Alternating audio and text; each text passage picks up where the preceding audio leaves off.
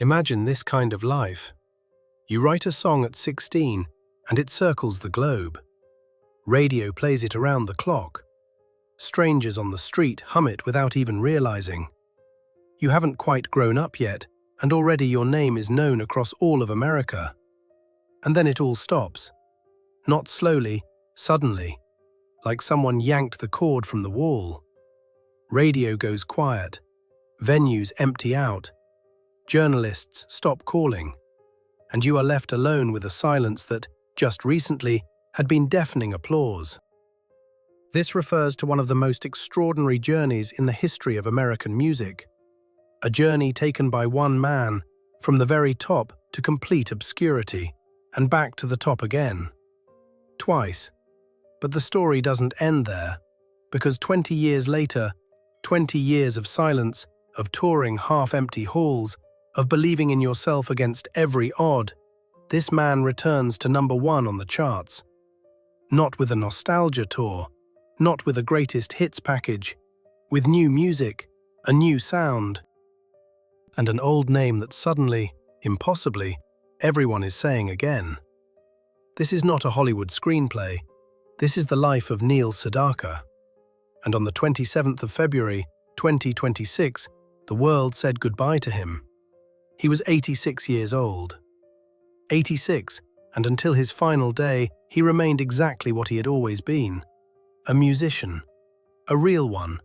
To the very core. This refers to more than just one singer's biography. This is a story about what it means to refuse to quit when everything around you is saying, your time is up. If you think you already know Neil Sedaka, chances are you only know half the story. Let's take care of the rest. Neil Sedaka was born on the 13th of March, 1939, in Brighton Beach, a corner of Brooklyn that was, in those years, anything but glamorous. This was a world of cramped apartments, noisy streets, and families who counted every dollar twice. A Jewish household, immigrant roots, no connections in show business, no wealthy benefactors waiting in the wings. By every measure, the odds were stacked against him. And yet, it was precisely from this neighborhood, from this family, that one of the most prolific songwriters of the 20th century would emerge. At 9 years old, while other kids in the neighborhood were chasing each other around fire hydrants and arguing over stickball, Neil was sitting at a piano, working through Chopin. Not because his mother insisted, not because it was fashionable, because music was already, even then, not a lesson for him, it was a language. The only one in which he could say anything that actually mattered. His teachers saw it immediately. Not the brightness you see in diligent children who practice hard. Something else entirely. The kind that belongs to those who have been given something that no amount of money or training can manufacture. At 13 years old, Neil Sedaka received a scholarship to the Juilliard School of Music. Let that number sit for a moment. 13 years old. Juilliard is not simply a prestigious school. It is one of the most brutally competitive music institutions on earth, where thousands of applicants are turned away every year. Seasoned musicians with years of conservatory preparation among them. A boy from Brooklyn walked in at 13 and was accepted. From a street where nobody played Chopin. This refers to one of those rare cases where environment simply fails to determine destiny. Brooklyn in the late 1940s did not produce classical musicians. It produced laborers, merchants, street corner card players. Neil Sedaka left it with Chopin in his fingers and Juilliard on his record. That alone is a story worth an entire film. But Juilliard is only the beginning and nowhere near the most surprising chapter. Because it is precisely here that the first real turn in Sedaka's life takes place. A young man who had received the highest level of academic musical training, someone being groomed for concert halls and philharmonic stages, suddenly pivots in an entirely different direction. He does not want to perform other people's music in white gloves before audiences in black tie.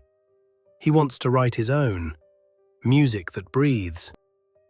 The kind people will sing in the kitchen, in the car, in the shower, wherever life takes them, good or bad. And so, at 16, he joined forces with his school friend Howard Greenfield. Greenfield wrote lyrics, Sedaka wrote the music. Two teenagers from the same neighborhood, two young men without connections or capital, armed with nothing but the absolute certainty that they had something worth saying to the world. In those years, few people would have bet a single cent on that partnership. And almost no one could have imagined that these two would go on to write songs that all of America would sing. Two teenagers from Brooklyn started writing songs together, and the industry had no idea what was about to hit it. Howard Greenfield wrote the words, Neil Sedaka wrote the music, and together they produced something that is catastrophically rare in the music business. Hits that go straight to the heart on the first bar and refuse to leave for years. Not because they were built on formula, but because every one of those songs carried something real behind it. The kind of feeling that cannot be performed and cannot be faked. By the late 1950s, RCA Victor had taken notice. One of the most powerful labels of the era, the home of Elvis Presley, the home of names that were defining the sound of an entire generation, RCA Victor did not hand out contracts as charity. Signing there as a young artist was the equivalent of being handed a pass into the major leagues. Neil Sedaka got that pass, and he used it without hesitation. This refers to the moment when a career stops being a dream and becomes a fact. RCA Victor did not bet on long shots. They bet on people who already knew how to make music worth hearing more than once. Sedaka was exactly that. The first singles made one thing immediately clear. This was not another pretty face with a guitar looking for his 15 minutes. This was a writer with a voice, with a melodic intelligence, and with a rare ability to compress a complicated human feeling into 3 minutes of sound and make the person on the other end of the radio feel it as entirely their own. That ability was precisely what separated Neil Sedaka from the dozens of other young artists who tried to break into the market in those same years and vanished without a trace. And then came Oh Carole. And here the story takes exactly the kind of turn that makes you want to hear it twice. The song was released in 1959 and immediately detonated the charts. But few people knew then, and many still do not know today, who it was written for. Carole, just Carole, a school friend. A girl that young Neil Sedaka had been seeing. Her name was Carole King. The Carole King who would go on to record Tapestry, one of the best-selling albums in the history of American music, winner of 4 Grammy Awards, a record that critics still list among the greatest ever made. 2 future giants of American pop music, and one wrote a song for the other when both were still teenagers from New York, yet to conquer the world separately. Oh Carole was not simply a hit. It was sincere to the point of being almost uncomfortable. You could hear in it exactly what a young man sounds like when he is in love and has no idea how to hide it. No pose, no distance, just a voice, a melody, and words that caught girls across the country completely off guard. The chorus was impossible not to sing along to. It hooked you from the very first note and held on until the song was over, and then kept circling in your head for hours after. This refers to the kind of song that offers no explanation for why it works. There is no formula. There is only a precise strike against the nerve. After Oh Carole, the hits came like clockwork. But this was no assembly line of knockoffs. Each one landed with its own precise force. 1961 brought Calendar Girl, light, bright, carrying that particular feeling of perpetual summer that only the early 60s seemed to know how to bottle. Then came Happy Birthday, Sweet 16, a song still played at parties today by people who have no idea who wrote it. Sedaka had the ability to make music that outlives its author and takes on a life of its own, nameless, ubiquitous, permanent. And every one of these songs operated on the same principle. Not a single wasted word, not a single accidental note. Only what was needed, placed exactly where it needed to go. aimed directly at that place inside the listener where something real still lives. Calendar Girl was a hit. Happy Birthday, Sweet 16 was a hit.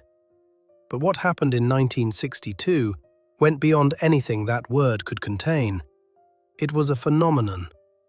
Breaking Up Is Hard to Do, a song Neil Sedaka wrote with Howard Greenfield in a matter of hours, entered the Billboard Hot 100 and climbed to number 1. Number 1. In a country where hundreds of artists were fighting for airtime simultaneously, where rock and roll was already rewriting the rules, where the public was unpredictable and unforgiving, this was the song that ended up on top. To understand what that meant, you need to understand the context.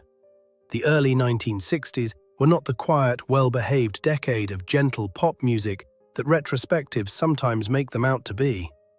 It was an all-out war. The market was boiling. Elvis had already demolished every prior assumption about what a popular artist could be.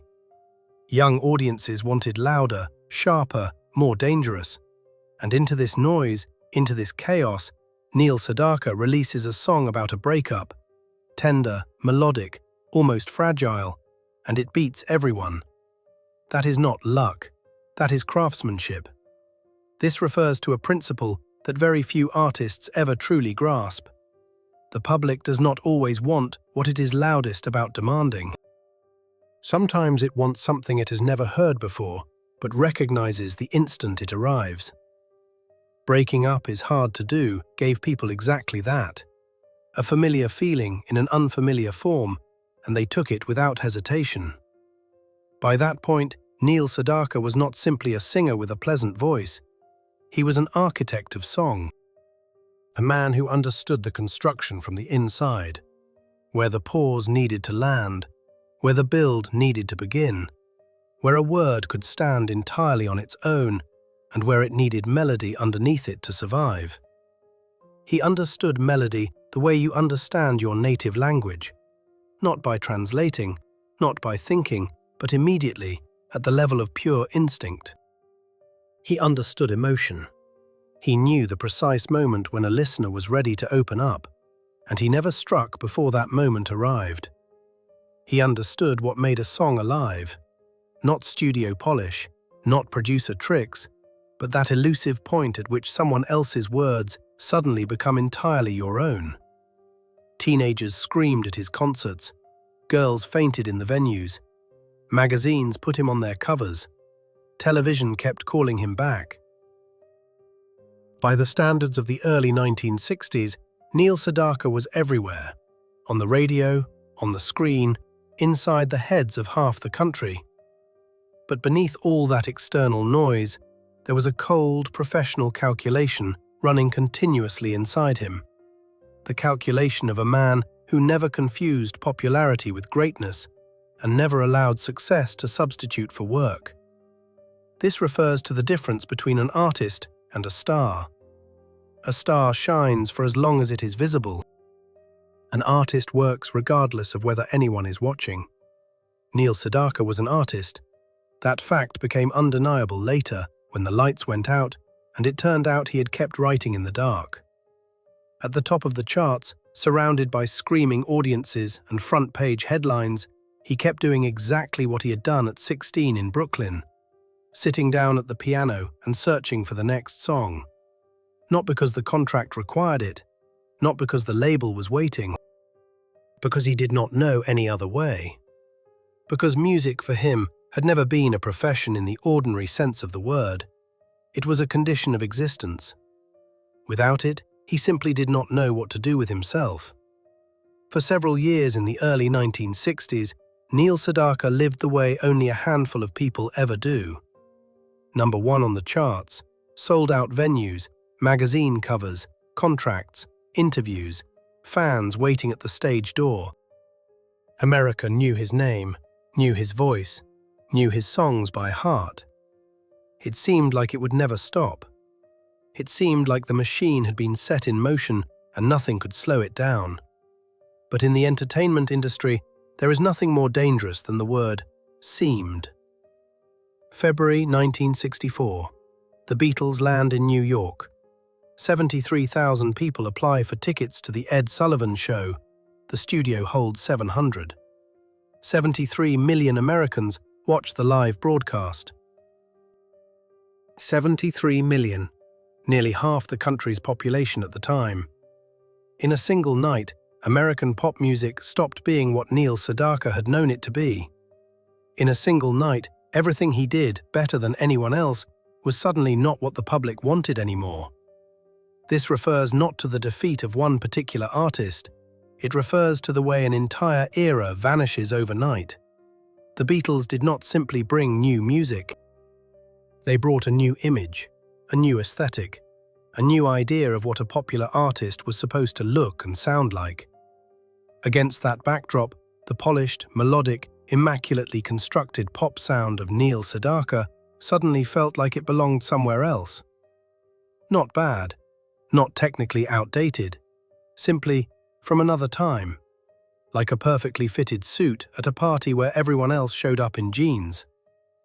Then came the Rolling Stones, then the Kinks, then the entire wave that history would name the British invasion. Radio stations switched formats, producers redirected their attention, labels started looking elsewhere, and those same girls who had been fainting at Neil Sedaka's concerts just months before were now holding up signs with different names and screaming those names at the top of their lungs.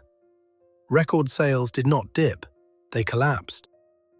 Radio stopped playing his music, not because it had gotten worse, but because the format had changed, and what he made no longer fit inside it. RCA Victor looked at the numbers. The numbers spoke plainly. Contracts in show business are not held together by loyalty, they are held together by sales figures, and the sales figures were gone. For most of the second half of the 1960s and into the early 70s, Neil Sedaka effectively ceased to exist in America. Not metaphorically, literally. His name disappeared from radio, his face disappeared from covers. A new generation of listeners had no idea who he was. The older generation was busy listening to new music alongside their children. The silence was total and deafening at the same time, exactly the kind of silence that follows after something has been very loud for a very long time. He went to the United Kingdom. There was still an audience there, loyal, not large, but real. He toured. He recorded. He kept writing songs, not because he was confident anyone would hear them, but because not writing was not something he knew how to do. The British press treated him with respect. British fans came to his shows, but it was not America, and Neil Sedaka understood that better than anyone. This refers to a particular kind of professional solitude that people rarely talk about openly. When you know with absolute certainty that you are good at what you do. When you have every tool, every skill, every ounce of talent. But the doors are shut, not because you have failed, but because fashion has turned its back. And the only thing available to you is to keep working and wait for it to turn again. Or not wait at all, just work. Without guarantees, without promises, without applause. Most people in his position would have quit. Most would have counted whatever money remained, found themselves a quieter place in the industry, producer, songwriter for hire, teacher, and closed that chapter for good. Most would have decided that the market had spoken, that the time had passed, and that arguing with the market is a game for the naive. But Neil Sedaka was not most people. In 1974, Neil Sedaka was 35 years old. By the standards of the pop industry, that is the age at which you draw conclusions, not make plans. America had forgotten him. Labels did not return his calls. Radio did not say his name. 10 years had passed since the British invasion swept him off the top of the charts. 10 years of working in near obscurity, touring secondary venues, releasing records that came out and dissolved into silence. Any reasonable person in his position would have made peace with it long ago. But it is precisely at this moment that someone appears in Neil Sedaka's story whom nobody saw coming. In 1974, Elton John was not simply a popular artist. He was a planetary phenomenon, one of the biggest rock performers on Earth, a man who sold out stadiums on 3 continents and whose opinion in the music industry carried the weight of absolute authority. And this man publicly declared himself a devoted fan of Neil Sedaka. Not in a private conversation, not in passing. Openly, with the conviction of someone who has nothing to prove and no reason to pretend. This refers to the kind of event that changes everything with a single gesture. Elton John had recently founded his own label, Rocket Records, and among the first artistic decisions he made with that label was signing Neil Sedaka, the man the industry had written off, the man radio would not play, the man the American press had not written about in years except in occasional nostalgic footnotes. In 1974, Laughter in the Rain was released, and what happened next is almost impossible to believe. The song went to #1 on the American charts. #1. Not in the United Kingdom, where Sedaka had maintained an audience throughout those years.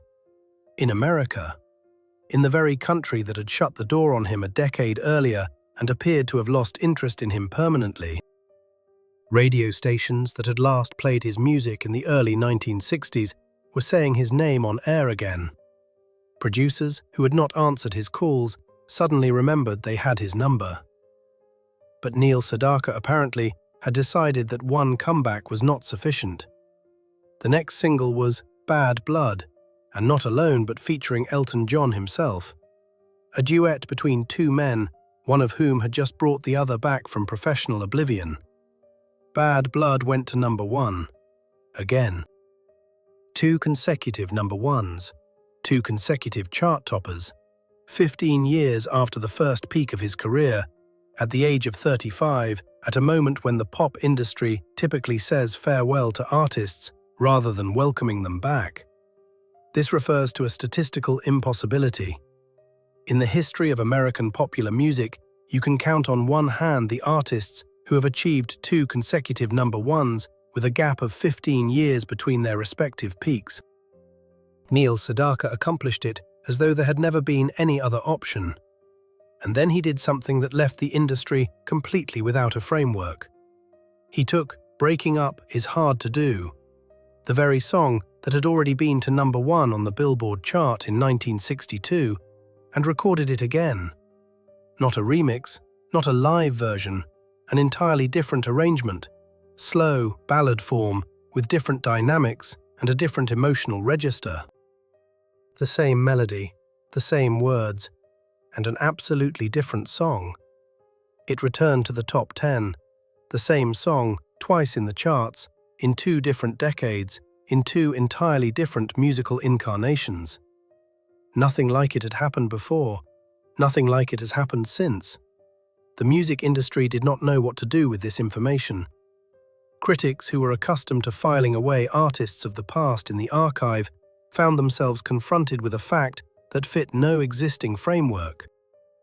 Producers shook their heads, not in disapproval, but in genuine disbelief. And the fans, those who had remembered him from the 60s and those who were discovering him for the first time right now, were in love with him all over again. Now let us talk about numbers. Not chart positions, not Billboard rankings, but what Neil Sedaka left behind as a professional, as a craftsman of the highest order, as a man who spent 7 decades at the piano and never once permitted himself to work at half capacity. Because when the emotion settles and the nostalgia fades, what remains are the numbers, and they speak for themselves more loudly than any obituary ever could. More than 500 songs. 500, not singles, songs. Written, recorded, published. 500 individual musical statements, each one requiring time, concentration, and a professional decision.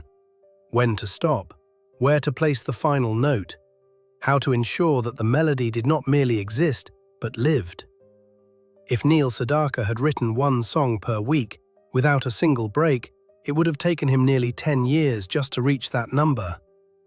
He wrote across decades. and the quality did not drop alongside the quantity. That is a separate achievement, understood only by those who have tried to do anything remotely similar. This refers to what is properly called a legacy.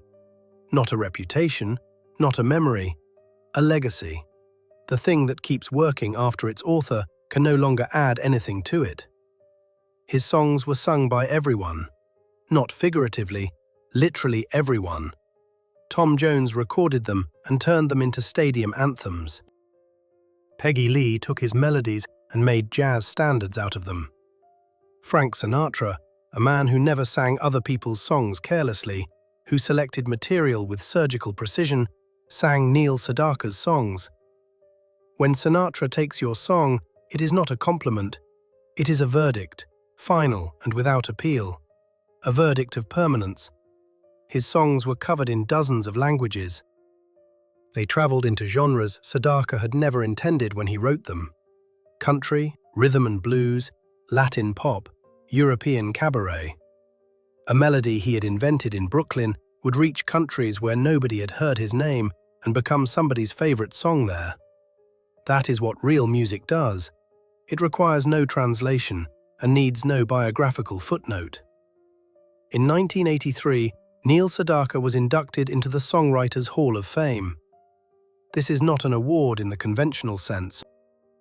The Songwriters Hall of Fame is a professional verdict delivered by the industry to those it recognizes as equals among equals. George Gershwin is there. Cole Porter is there. Burt Bacharach is there. Neil Sedaka is there. That is not simply good company. It is an address in the history of music that does not change. A star on the Hollywood Walk of Fame.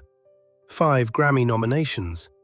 6 decades on television, not in archival footage, but live, in real time, at the piano.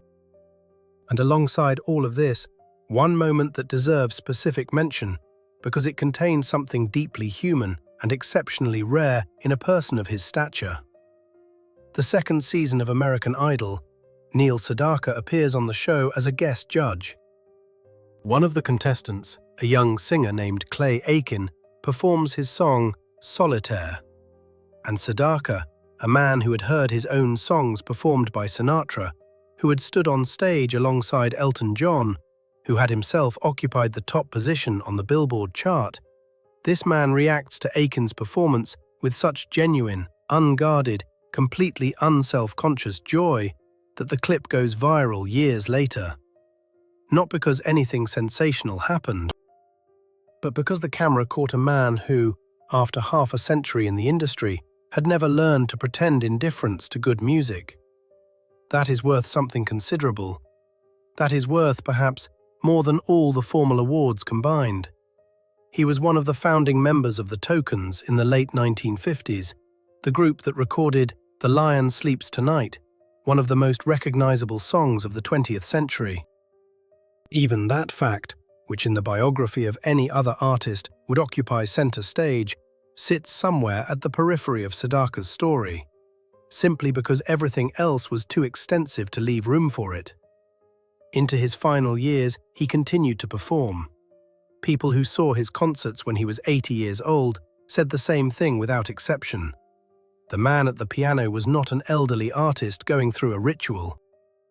He was a musician, with the same precision of touch, the same understanding of a room, the same ability to hold an audience in absolute silence at exactly the right moment and release them into applause precisely when he chose to. The energy of a young man and the accuracy of someone who had spent 7 decades at his instrument. 2 qualities that almost never coexist. In Neil Sedaka, they coexisted, until the very end. And he never, not in the years of fame, not in the years of obscurity, not in the years of his second coming, lost his love for music. That was the only thing that remained constant throughout this entire, extraordinary, impossible, entirely real life. On the morning of the 27th of February, 2026, Neil Sedaka fell ill. There was no warning, no prolonged decline, no farewell interviews or final concerts that people would later describe as symbolic. just a morning. Just a man who did not feel well. An ambulance was called. He was taken to hospital. Everything happened quickly, so quickly that the world had no time to prepare, though in truth, no one ever prepares for these things, regardless of how much time they are given. Later that same day, his family released an official statement. Brief, without unnecessary words, precisely because there are no unnecessary words available for a moment like this. Our family is devastated by the sudden passing of our beloved husband, father, and grandfather. A true rock and roll legend, an inspiration to millions. That was all. Nothing more needed to be said. Everything else had already been said, in 500 songs, in 7 decades on stage, in 2 returns to the top that should have been impossible by every law the industry operates on, but happened anyway because Neil Sedaka did not live by the industry's laws. He was 86 years old. 86. And until the very end, he remained a working musician. Not an honorary retiree with an archive of old recordings, but a man who walked out onto a stage, sat down at a piano and played. Not out of habit, not for money, not because he had nothing else to do. Because it was the only thing he had ever truly known how to do. And he had understood that since the age of 9, when he first sat down at a piano in a small apartment in Brooklyn and discovered the language in which he would speak for the rest of his life. He was survived by his wife, Liebe, a woman with whom he had spent more than 60 years. They were married in 1962. The very year Breaking Up Is Hard to Do first reached #1 on the Billboard chart. 64 years together. The peaks, the collapse, the years of obscurity, the return, all of it navigated together. He was survived by 2 children.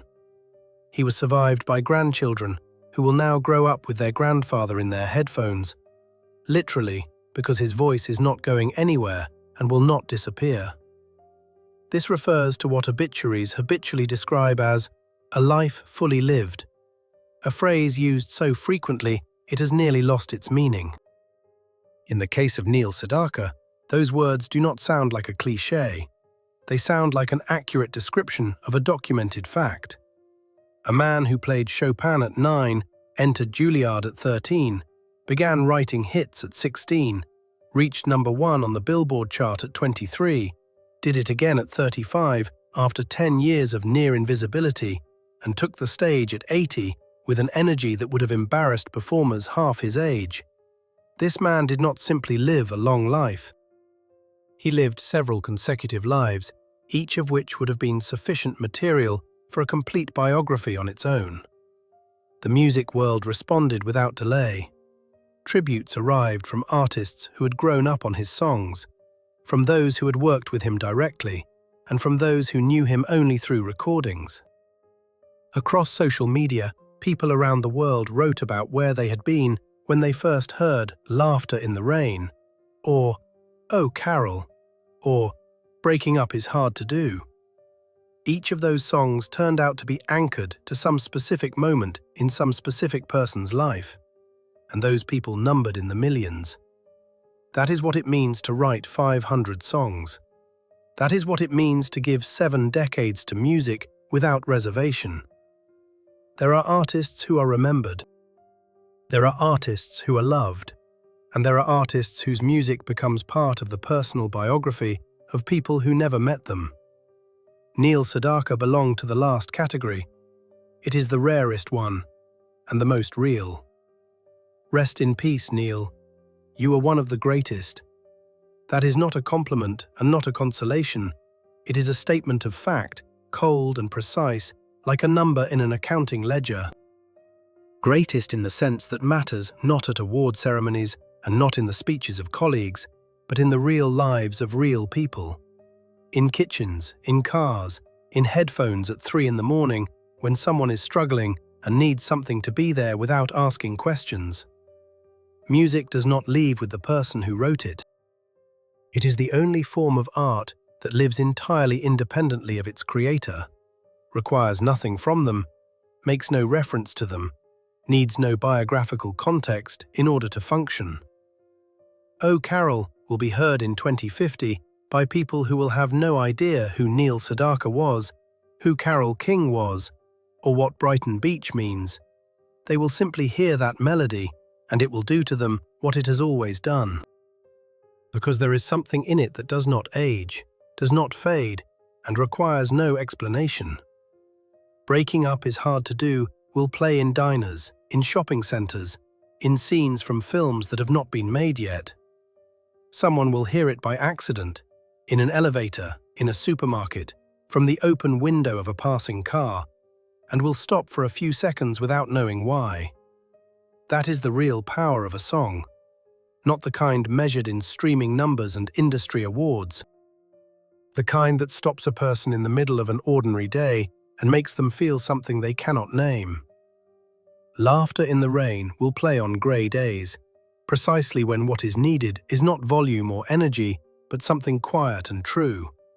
There are songs made for specific emotional states, and this is one of them. An overcast sky, rain on the window, something warm in your hands, and then this melody, and then things feel, without any logical reason, slightly more bearable. Neil Sedaka wrote it in 1974. It will keep doing this to people for a very long time. Several more generations at minimum. This is the thing that cannot be taken away. Awards get rescinded, contracts get terminated, labels close, radio stations change format, fashion turns its back, and then turns around again, and then turns away once more. All of it is temporary. All of it is subject to trend, to whim, to accident. But a melody that has once genuinely entered a person, it stays. It becomes part of their internal sound landscape permanently. And when it plays again, a year later, 20 years later, half a century later, that person returns to the moment they first heard it. This is not nostalgia. It is something more substantial than that. It is the memory of the body, the memory of feeling, the most durable kind there is. Neil Sedaka gave this to millions of people. Not to one generation, to several. To those who danced to Calendar Girl in the 60s, to those who sat with Solitaire in the 70s and felt understood, to those who discovered him in the 90s by accident on someone's recommendation and were astonished that music like this existed at all, to those who will find him tomorrow on some streaming platform, press play on the first track that comes up and not turn it off. And now it is ours. All of it is ours. 500 songs, 7 decades, 2 returns, 1 voice, 1 piano, and an absolute unconditional loyalty to music until the very last day. It is ours, and no one is taking it back. If this video moved you, say so. Not because the algorithm demands comments, and not because it is customary to do so at the end of a YouTube video, but because the story of Neil Sedaka is a story that deserves a real response from real people. Not a like, not an emoji. Words. Actual, specific, yours. Write about which song was yours. Not your favorite in general, but yours specifically. The one that showed up at the right moment and stayed. The one you hear and immediately find yourself in a specific place, a specific year, beside a specific person. Where were you when you first heard Laughter in the Rain? What was happening in your life when Breaking Up is Hard to Do came on the radio? Who was with you when Oh Carole played? These are not rhetorical questions. I read every comment, every single one. And the stories people leave under videos like this are often no less interesting than the story of the artist himself. Because great music is not a monologue, it is a conversation between the person who wrote it and the person who heard it. And that conversation does not end when the writer is gone. If this is your first time here, understand that you did not arrive by accident. This channel exists precisely for stories like this one. Not for gossip, not for scandal, not for another top 10 greatest songs of all time countdown. for stories about people who gave themselves to music completely, without compromise, without retreat, without checking whether it was fashionable at the time or not. Neil Sedaka was one of those people, but he is far from the only one. There are stories here about those whom everyone remembers and about those who have been forgotten without justification. About triumphs that nobody predicted. About falls that were followed by returns. About music that survived everything. Eras, formats, industrial revolutions, and personal catastrophes. Press the subscribe button. It takes 1 second, and after that you will not miss a single one of these stories. New videos come out every week, without exceptions, without breaks. Because there is enough material for years ahead. The history of music is inexhaustible, and there are still many names in it that deserve to be discussed exactly like this. In depth, honestly, without hurry and without omission. The notification bell, press that too. YouTube's algorithm is constructed in such a way that even a subscription does not guarantee you will see a new video in your feed. The bell guarantees it. It is a small technical detail that happens to matter. And one final thing. If there is someone in your life who loves music from this era, send them this video. Not with the message, "Watch this when you get a chance." With the message, "Watch this now." Because stories like this one are better experienced together. Because they give you a reason to remember something of your own, to say it out loud, and to discover that the other person also has their song, their moment, their Neil Sedaka. Music has always been about exactly that. About the fact that we are not as alone as we sometimes feel. About the fact that someone else's words sometimes describe us more accurately than our own ever could. Keep listening, keep feeling, and never take good music for granted, because behind every one of these songs is someone's life given over to it entirely. A life worth knowing. Until next time. And before you go, 1 second, just one. Hit the like button on this video. Not because it is expected, but because it is the only way to tell the algorithm, this story matters, let other people find it. Every like is a vote for stories like this one to keep existing. Subscribe if you have not already, and hit the bell, because the next story is already in the works, and it will be worth your time too. Thank you for being here. Until next time.